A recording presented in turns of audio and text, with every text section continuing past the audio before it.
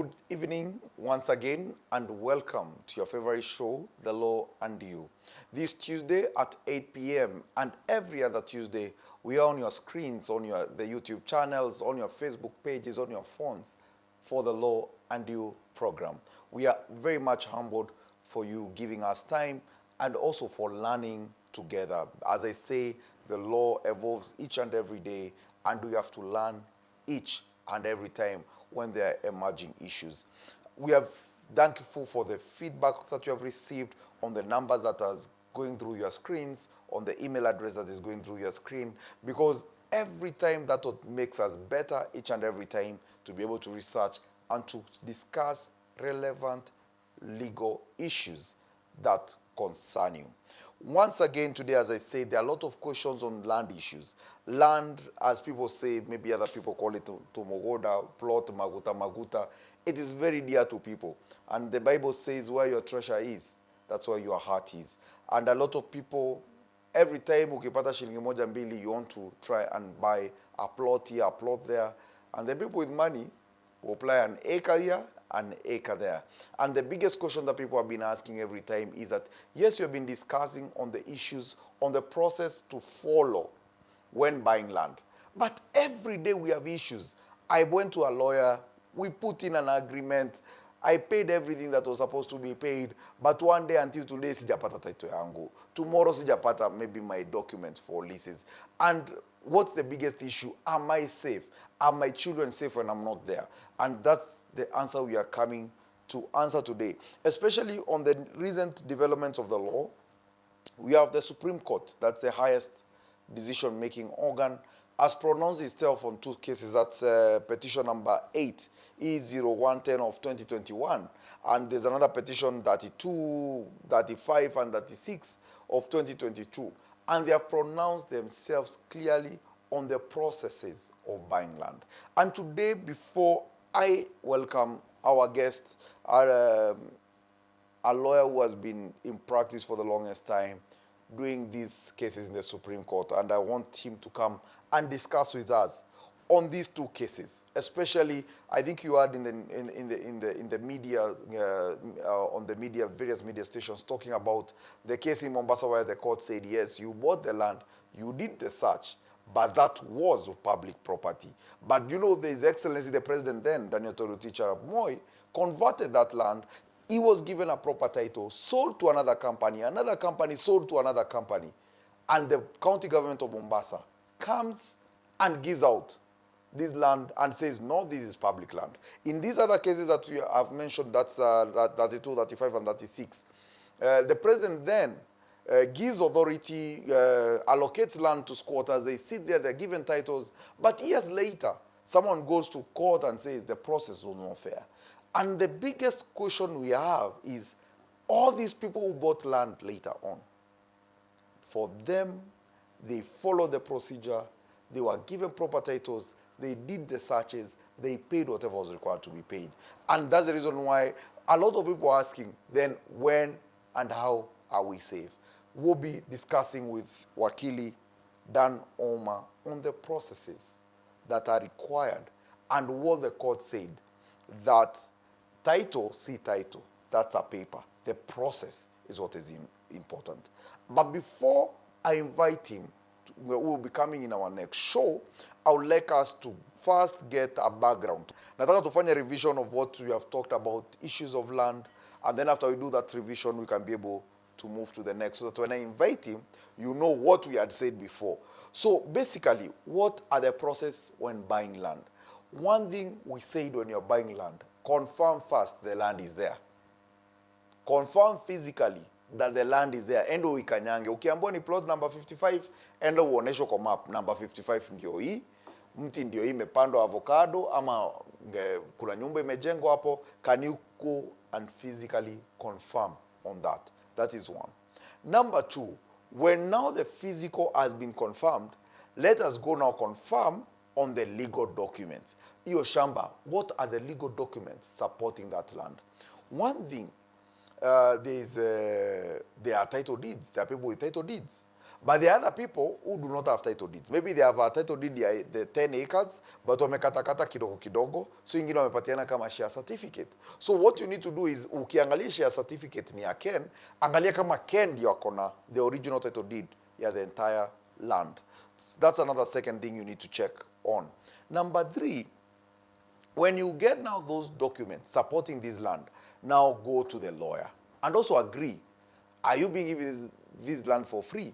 Unapatiwa bure ama unalipa? Discuss hiyo vitu. Hiyo wakili wako aendangi kudiscuss mambo ya pesa, yeye anaandikanga agreement depending on what you guys have agreed. You can agree we'll pay with it 90 days, we'll pay within 6 months, we'll pay within 1 year, we'll pay within 10 years, whatever you agree, the wakili will come and sit down and put an agreement to it. So at that point, go to a lawyer.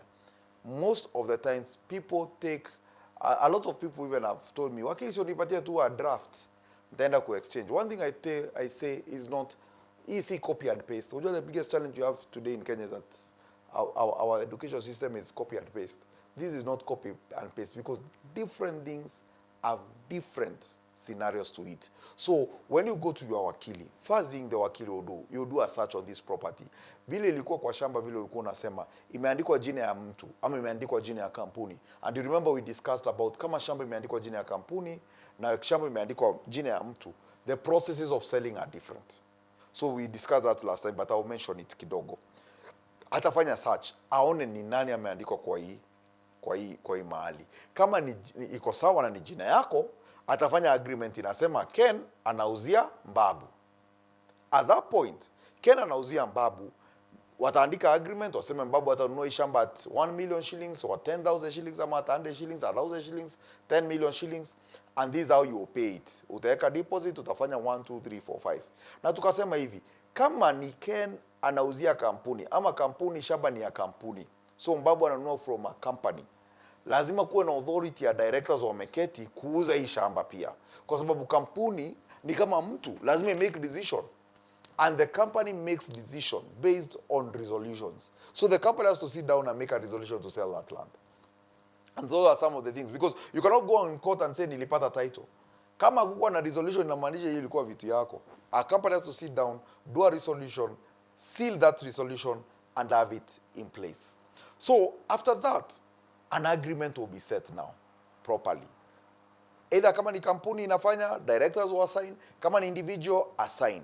Na aseme process ya kununua shamba ni hivi, na tutaweka hivi, ukifanya hivi, nitakutolea title yako, nitakupatia possession, maybe ukimaliza. Kuna wale wanakubaliananga, wacha nikuwekelee pesa kidogo, lakini unikubali niingie nilime, ama nikubali niingie nikajenganga nyumba yangu nikikulipa.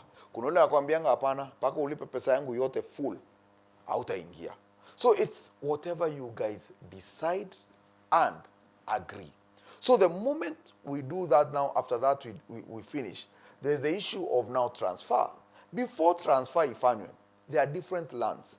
One, kama shamba ilikuwa ya lease, unapatanga lease, unapatanga ruhusa kutoka kwa serikali. Kwa sababu lease inamaanisha ni shamba ya serikali, huyo amepatiwa kae na 99 years ama 50 years. Lakini ako na ruhusa ya kutransfer hiyo lease kwako. So na atafanya ile tunafanyanga transfer, ile iko na picha zako pale nyuma, tunaziweka hizo picha zako nyuma. Then from there tunatoka hapo vizuri sana, unaenda sasa, kama ni shamba ya freehold, mnaenda kwa board. Kama ni land, it's an agricultural land, mnaenda pale kwa board. Pale mnaambiwa mnaenda kwa board, mnaketi pale, mna sign. Kama ni special board ama si special board, mna sign kila kitu, ili sasa iagreewe. From there you can be able to move and now do the transfer. Unapeleka lands. Kama umepata ile authorization ya lands ama hii ingine, unapata consent yako. Kama ni rates za kanjo zote zimelipwa, ukilipa hizo vitu zote, hiyo ndio itachukuliwa sasa uende naye next. Ukienda naye next, uende kwa lands, wakufanyia evaluation, wakwambie inastahili kulipwa stamp duty ya 4% ama 2% depending mali shamba iko, iende iwekwe, and then tumalize. Ukilipa stamp duty, siku hizi unalipa through ardhi sasa. Kitambo tulikuwa tunalipa through KRA. Basa hizi tumetoka mambo ya KRA. So ardhi sasa na hiyo 222 namba inalipwa, kama ni check inaandikwa ama kama ni M-Pesa unalipa. Ukilipa unapata hiyo receipt, unaenda unafrankiwa, unatransferiwa, and the new title comes in your name. I think that's a very easy but straightforward procedure on how we do those things. So that's the thing that you need to know. First of thing, you need to confirm the land is there. Number two, you need to confirm that the person selling you the land is the owner of the land by doing a search on those land. We have discouraged people, and we say again and again, tafadhali kununua shamba ya kusikizana aina ya title tuachane nazo. Shamba zote zinastahili kuwa na title. Na zile hazina title kuna stahili kuwa na mother title. Kila shamba inakuanga na historia. Huwezi ambiwa hapa tunaendanga. Najua watu wengi kama Nairobi huku ulikuwa unaenda unavamia shamba. Na ni sawa. Na wewe ukikubali kwenda hivyo, unaweza nunua shamba bila title, lakini nawe kuwa na ile roho ikipotea uwe ready for it. Unajua shida mali tunakuanga naye ni watu wanataka the protection of the law but they don't want to follow the law. So that's one. And that's the reason I'm saying it's very important to use this, especially like transfer documents. They have to be witnessed by an advocate in your presence. Sometimes we look at advocates, unaona wanakula pesa mingi. Hiyo sijui 2%, 4% wanakula pesa mingi. Usiangalie hivyo. Angalia ni pesa ngapi anakuokoa. Ukiangalia hivyo roho yako itakuwa na amani kidogo. Lakini ukiangalia pesa anakula, utaona anakula pesa mingi. Lakini angalia ni pesa gani anakuokoa. Another thing maybe we'll be able to talk about is now on the issue now we have known of buying land kama ni leasehold ama ni freehold. Zote the procedures are the same. Due diligence is what we did. And the cases that I've talked about, the Supreme Court cases, both of them speak on procedures. And that's one of the things that you have talked. We also talked kama shamba yako iko karibu na railway line, kama shamba yako iko karibu na pipeline, kama shamba yako iko karibu maybe na a water body, you need to go check all those things. Kama shamba yako iko karibu na forest, you need to go get if this land is gazetted. Ama if it was degazetted, unastahili kupata Kenya Gazette. Because if you don't have that, siku moja watu wa Kennedy wa forest watakuja kuambia toka, ama watu wa Kenya pipeline tunataka ku expand, ama railway line. And that's the biggest challenge that Kenyans were having when we were doing the SGR. Well, guys were wondering why were we paying for land, and the railway line by the on a very vast land, but the engineers and the politicians of the day had their own reasons, which we'll not delve into today. So that's the thing. That's the thing that we are talking about land. One thing, so that now we can join with our discussion next week, is on the issue of nimenunua shamba. Nikinunua shamba imeleta shida. Tunaenda wapi? Ukinunua shamba ilete shida, uendangi kwa wazee, unaendanga kotini. Kwa sababu the court is the only one that can cancel a title. In fact, the prayers that we pray, tunasema, we hereby pray that the court nullifies or cancels title number this and this and writes it in my name. So, where do you go to court? And which court are you able to go to? Because last time we discussed on those various courts. One, tumeongea about small claims, whereby kama uko na anything below 1 million, unaenda. Tumeongelea about courts zile za employment matters. Kama uko na issues about employment, you can go there. That's employment and labor courts. We have talked about family courts, whereby if you have issues with divorce, you have children issues, matters, succession courts. We have talked about that. And the biggest question that we're asking ourselves today is, likiwa na issue ya mashamba naenda wapi? The laws, the Constitution of Kenya 2010, gave a special court called the Lands Court. So whenever you have issues touching on land, you go to the Environment and Land Court, ELC. Hapo ndio unaendanga. Ukipeleka kesi yako kwa koti ingine, employment matters, ama upeleke kwa constitution matters, hapo upeleke kwa commercial matters, ama upeleke kwa small claims, itatupuliwa mbali on the issue of jurisdiction. So for the court that we go to the Environment and Land Court. Now, when you go to the Environment and Land Court, when it started, hiyo peke yake ndio ilikuwa inafanya hizo vitu zote. But Wakenya wakakimbia kwa sababu mashamba iko na makesi mingi. Ndio the Chief Justice then akapatiana authority. The Magistrate Court were gazetted also. There are special Magistrate Courts that are gazetted to deal with land matters. So we have the Environment and Land Court matters at the lower place, which is the Magistrate Court. But one special thing you also remember It is the jurisdiction. So the question we ask ourselves, when will I go to the magistrate court, environment and land court, or when will I go to the high court for environment and land court? So one thing you'll be able to notice is that any land that has 20 million and below, you go to the small court, the magistrate court. Remember, you will not, hata kama shamba ni value yake ni 500, utaenda small claims court. The small claims court does not deal with land issues. You go to the magistrate court if from 0 to 20 million. You deal with the magistrate court, but not any magistrate court. Magistrate court that is involved with the environment and land issues. Now, after that, if you start at the magistrate court and you are not satisfied, you have been given a judgment, you go on appeal. Appeal unaenda wapi? To the high court, environment and land court. That is for lands that are 0 to 20 million. If you are not satisfied, you go to the high court. But kama shamba yako value yake ni more than 20 million, you go straight to the high court, environment and land court. And where there are environment and land courts, in fact, I advise people, you can just go straight there. If the court wants, it will transfer the matter downwards. But the lower court cannot transfer the matter upwards. The high court in a supervising ingine ndogo. So when you go to the environment and land court in the high court, another thing what happens, if you are not satisfied, you go to the court of appeal. Now, Kenyans, hapa ndio sana nataka kuexplain kidogo. The court of appeal does not have divisions. Kama vile ulisikia kuna environment, kuna employment, kuna commercial. So utasema nataka kwenda to the court of appeal, environment division, ama commercial division, ama constitution division, no. The reason why we have the divisions at the high court and the lower court, because sababu kazi ni mingi, sasa tunajaribu balance. But huyu judge anaweza fanya kazi yote. So when you go, if you're not satisfied with the high court decision, you go to the court of appeal. And one thing we have been saying, the magistrate court is supervised by the high court. So if the high court says hii ni blue, lower court inasema kusema ni blue. Na pia high court is supervised by the court of appeal. If the court of appeal says this is red, huku chini high court na lower court na small claims court na tribunals zote zinasema kusema hii ni red. Why? Kwa sababu the court of appeal has said hii ni red.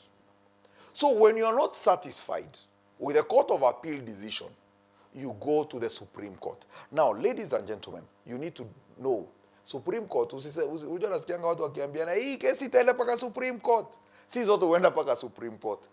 The only cases that go to the Supreme Court are cases, one, the presidential election. That one, original jurisdiction, straight to the Supreme Court. You anzangi High Court, Court of Appeal, Supreme Court. You only straight to the Supreme Court.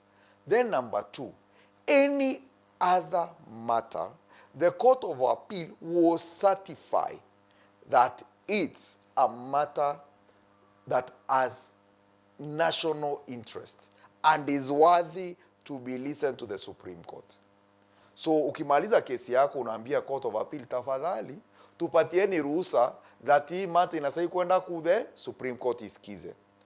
Another option, kama utaki Supreme Court ikusikize, Court of Appeal certify the matter, you can go straight to the Supreme Court and tell the Supreme Court, hello, niko na hii matter ambaye I think it's supposed to be listened by you people. Tumeisikiza High Court, tumeisikiza Court of Appeal, sasa tunataka tukuje Supreme Court. Then the Supreme Court will sit down and decide, yes, this is a matter that is worth to be listened to by the Supreme Court.